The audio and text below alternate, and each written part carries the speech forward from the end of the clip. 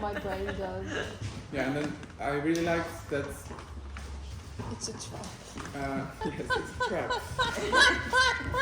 Visual jokes. I really like the discussion kind of naturally went where we want to go next, because when diving in deeper into the matter and getting more specific on what we do, we also find more of the issues that we kind of both repeatedly run into and sometimes get kind of surprised by. Looking at feedback.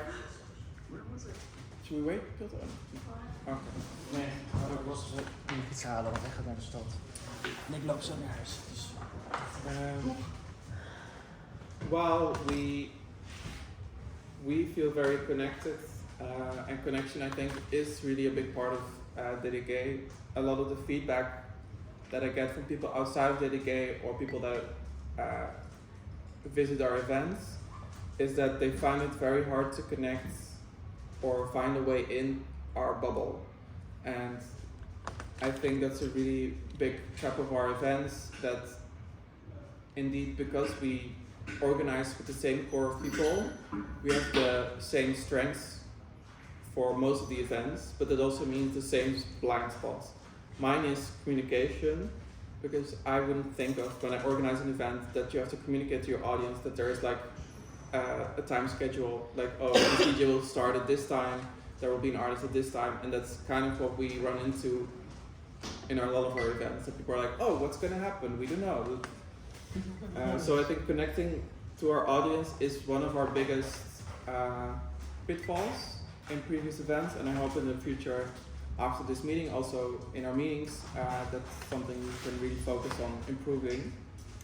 Enthusiasm is one of our biggest pitfalls, because we're all both all very visionary, we're all very creative. We all, when we get like one of these briefings, we're all like, pa, pa, pa, pa, pa, pa, we have great ideas, and things that's super good. That's like one of our biggest assets, but also our biggest pitfalls, because we say yes to things, or we create things, or like we plan things that we don't have the capacity to realize, or if we eventually we always realize it, but it's always with a lot of stress and drama, and it's like not fun. So I think enthusiasm both, and same as connecting, is both our biggest asset because it makes us a strong team, but also our biggest pitfall. Next is identity. Could you maybe help me with that one? Yeah, it's because we heard from a couple of people went to one of the crystals, and then they ask, okay, what is your vision or what is your goal? And then you have like different stories. So it feels a bit as of like identity evolves in like 3 years of just working really hard with your connected to the audience and your enthusiasm and like with all the ideas. But it feels a little bit like we're not always on the same page. So it would be nice to have like a clear identity, so everybody knows, okay, I can expect this from my colleagues, from Data Gay, and this is what I can do there. And maybe I've got like a crazy project that doesn't really enter the identity of Data Gay, so maybe I can do that one on my own or with another group. So identity makes it strong, but if you don't have a clear identity, it can make like a trap. It can be a trap. Yeah, exactly. Thank you. Yeah, indeed, exactly what Marion said. So it's really about a central message, both internally, so to new members, to existing members, getting on the same page, but also externally communicating that,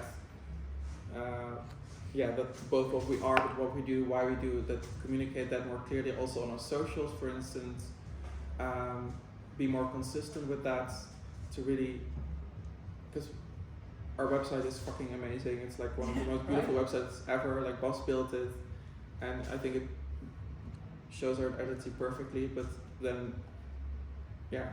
It's do it in words as well. Yeah, we have to put in more work to kind of show up and show out in communication. Visually it says a lot, but like if yeah. you read it, the text could be upgraded. And our last trap is kind of our organizational structure, and that's kind of what we started now with, and I think especially now, one of our biggest hurdles also personally looking at the viability of DataGay existing next year is really about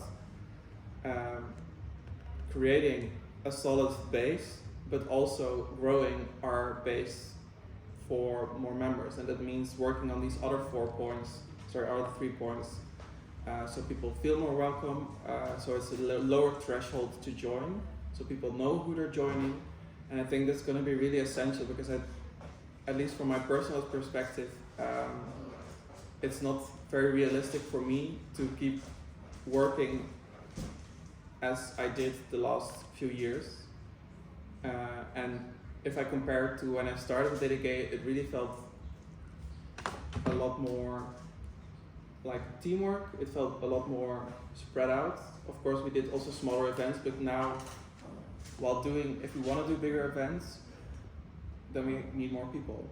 And it would also be really nice just to have more members and to share our beautiful parties with more people. But do we want to have much larger events? Because if you want to have both an alternative and a less mainstream, then by definition that's smaller events.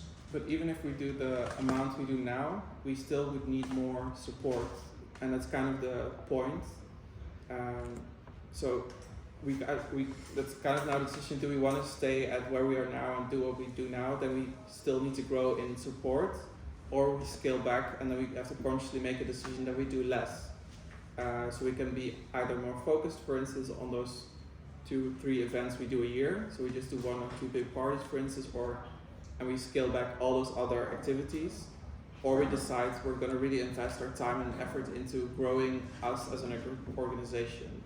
So that's kind of at the point right now, and that's also kind of how I want to, not necessarily end tonight, because this is kind of the start actually.